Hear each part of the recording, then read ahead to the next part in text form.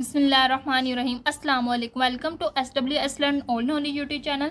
आज की वीडियो में हमने मीन, मीडियन और मोड के बारे में पढ़ना है। अब मीन, मीडियन और मोड, ये जो तीनों कॉन्सेप्ट है ये हमारे मैथमेटिक्स में भी आते हैं, एनालिटिकल केमिस्ट्री में भी आते हैं, फिजिकल केमिस्ट्री में भी आते हैं। मतलब अगर आप केमिस्ट्री के स्टूडेंट हैं तो इन तीनों का कॉन्सेप्ट आप लोगों के जहन में होना चाहिए। ठीक है। अब जो मीन, मीडियन और मोड है ये सब के सब ना सेंट्रल वैल्यू को रिप्रेजेंट करने के लिए यूज़ किए जाते हैं। अब मीन जो है इसको हम आम जुबानों में एवरेज कहते हैं। मीन क्या है? एवरेज। जैसे हम मैथ में एवरेज लेते हैं इसी तरह हमारा मीन है। एनालिटिकल केमिस्ट्री में भी मीन वही है जो हम मैथ में मीन कंसीडर करते हैं। ये हमारा क्या है? Mean is the average of the set of number. हमें इतने ज़्यादा सेट ऑफ नंबर दिया गया है, उसमें जो एवरेज है उसके अगर हम एवरेज ले तो वो हमारा मीन होगा। इसको हम किस तरह कैलकुलेट करते हैं कि जितने भी नंबर्स हैं उन सबको हम ऐड कर लेते हैं। जैसे हमारे पास 2, 4, 6 है तो इन सबको ऐड कर लेंगे, बाद में जितने नंबर्स हैं उनके नंबर ऑफ वैल्यू से हम उनको डिवाइड कर देंगे। अब देखो, सपोज मेरे पास जो है डाटा का सेट, उसमें है 2, 5, 3, 5, मेरे पास सपोज 7, 10 और 12 है। ये मेरे पास डाटा सेट है और मैंने इसका मीन निकालना। अब मैं क्या करूँगी, इन सब वैल्यू को मैं ऐड कर दूंगी।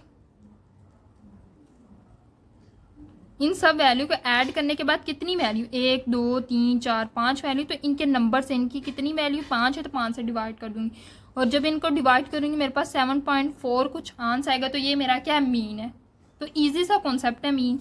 क्या है? The mean is the average of the set of the number. जितने भी नंबर्स हैं उनका एवरेज है, जिसको हम कैसे कैलकुलेट कर सकते हैं? By adding all the values. सबसे पहले सारी वैल्यू को ऐड करना, बाद में उसको डिवाइड करना नंबर ऑफ वैल्यू। जितनी नंबर ऑफ वैल्यू होंगी उससे डिवाइड कर देना। ये सिंपल फॉर्मूला है मेरे पास जो मैंने अभी ऊपर बताई, उन्हीं को इक्वेशन फॉर्म में लिखा है। अब एक्सट्रीम पॉइंट जो है हमारी मीन वैल्यू को बहुत ज़्यादा इफेक्ट करते हैं। ठीक है। अब देखो एक्सट्रीम पॉइंट क्या है? या तो बहुत कम है, जैसे 0 है। अब देखो इसमें 0 बहुत कम है, और अगर मैं 50 की बात करूं, 50 बहुत ज़्यादा है। अगर मैं इसमें 50 ऐड कर दूं, मैं कहती हूँ कि इसमें एक और एलिमेंट ले लें 50। अब इसमें मैं 50 ऐड करूं और ये मेरा 6 हो जाएगा, तो 50 आने की वजह से मेरा ये काफ़ी ज़्यादा हाई हो जाएगा। जो मीन है वो काफ़ी ज़्यादा हाई हो जाएगा।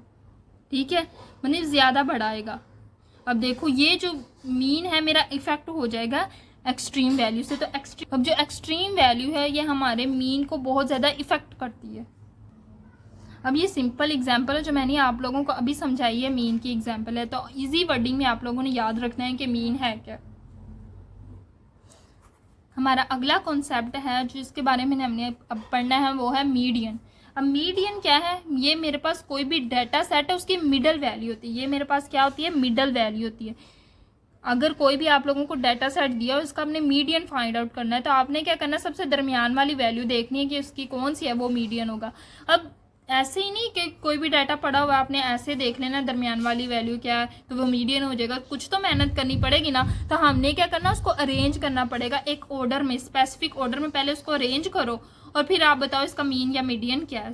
जैसे अब हम एक एग्जाम्पल से देखते हैं कि सपोज मेरे पास जो है वो डाटा सेट है 5, 7, 11, 15, 12 और 3। अब ये मेरे पास डाटा सेट है, मैंने इसका मीडियन निकालना है। मैं कैसे करूँगी? थोड़ी सी मेहनत करूँगी, पहले इसको अरेंज करूँगी। सबसे छोटे को पहले लिखूँगी, फिर मैं उससे बड़े को लिखूँगी। मतलब असेंडिंग ऑर्डर में अरेंज कर दो, ये डिसेंडिंग ऑर्डर में लिखोगे, सबसे पहले बड़े को लिख लो। मैं असेंडिंग ऑर्डर में लिख रही हूँ। 3, 5, 7, 11, 12 और 15। ये मेरा असेंडिंग ऑर्डर हो गया कि मैंने एक ऑर्डर में अरेंज कर दिया। 3 छोटा, फिर 5 उससे बड़ा, 7 उससे बड़ा, 11 उससे बड़ा, 12 उससे बड़ा, 15 उससे बड़ा, तो अरेंज कर दिया। अब मैंने मिडल वाली वैल्यू कैलकुलेट करनी। अब मिडल वाली कैलकुलेट कैसे करूँगी? अब सपोज मेरा 15 नहीं है। अब मैं से वैसे भी बात कर रही हूँ कि मेरे सिर्फ इतना डाटा सेट है। मैं क्या करूँगी? मिडल वैल्यू कैसे कैलकुलेट करूँगी? इसको कटिंग कर दूँगी, इसको कटिंग कर दूँगी। 2 इधर से काट दिया, 2 इधर से, दरमियान में मेरा क्या आ रहा है? 7। तो 7 मेरा क्या हो जाएगा? मीडियन। ठीक है, ये एक ओड के केस में। लेकिन मैं इवन के केस में करूं, यानी 15 को भी साथ ऐड कर लूं, तो मेरा मीडियन क्या होगा? अलग होगा ना। अब देखो मैंने 2 इधर से काट दिए, 2 इधर से काट दिए, बाकी दरमियान में 2 बचे। अब इसको भी काट दूँ, इसको भी काट दूँ, मीडियन तो कोई नहीं आएगा। तो जब 2 आ जाएंगे अंदर जो डाटा सेट है वो इवन में, तो दरमियान में मेरे पास 2 बचेंगे। आपने क्या करना है, इसका एवरेज ले लेना। अभी हमने एवरेज किया, मीन कैसे कर लेते हैं, दोनों वैल्यू को ऐड कर देते हैं और उनको उतने नंबर से डिवाइड, 2 वैल्यू तो 2 से डिवाइड कर देंगे। तो ये मेरा जो आंसर आएगा, जो भी आंसर आएगा, सपोज मेरा 8.6 आएगा, तो ये मेरा क्या है, मीडियन होगा। अब मीडियन क्या होगा, is the middle value in the data set. कोई भी डाटा सेट है when the value are arrange in descending और असेंडिंग ऑर्डर, या तो वो असेंडिंग और डिसेंडिंग ऑर्डर में अरेंज है, तो मीडियन क्या होगा कि किसी भी डाटा सेट की मिडल वैल्यू होगी। अब calculation, if the data set has, किस तरह कैलकुलेट कर सकते हैं, data set has odd number, तो हमारी मिडिल वैल्यू मीडियन होगी। अगर वो इवन है तो हम क्या करेंगे, दरमियान वाली 2 वैल्यू का एवरेज ले लेंगे, तो वो हमारी मिडिल वैल्यू मीडियन होगी। अब इफेक्ट ऑफ एक्सट्रीम पॉइंट, अब एक्सट्रीम वैल्यू, जैसे मैं इधर 50 ऐड कर दूँ इस डाटा सेट में, इधर मैं 50 ऐड कर दूँ, जैसे इधर लिया, मतलब मैं 50 ऐड कर दूँ, ये एक्सट्रीम काफ़ी बड़ी वैल्यू आ जाएगी इनकी निस्बत, तो इसका इफेक्ट इतना ज़्यादा नहीं होगा क्योंकि ये कैंसिल हो जानी, इसने मेरे मीडियन को कोई इतना ज़्यादा इफेक्ट नहीं करना है। एक्सट्रीम वैल्यू जो है मीडियन को इफेक्ट इतना ज़्यादा नहीं करती जितना कि मीन को इफेक्ट करती है, क्योंकि मीन में तो वो फॉर्मूले में ऐड होती है लेकिन मीडियन में तो वो ऐड ही नहीं होती। ठीक है, अब हम एग्जाम्पल ले लेते हैं, जैसे मैंने अभी पिछले एग्जाम्पल समझाई है, सिमिलर वो एग्जाम्पल है। देखें, ये मेरे पास क्या डाटा सेट ओड में है, मैंने इसका मीडियन लेना है, तो ये 2 कटिंग किया तो 7 मेरा मीडियन आ जाएगा।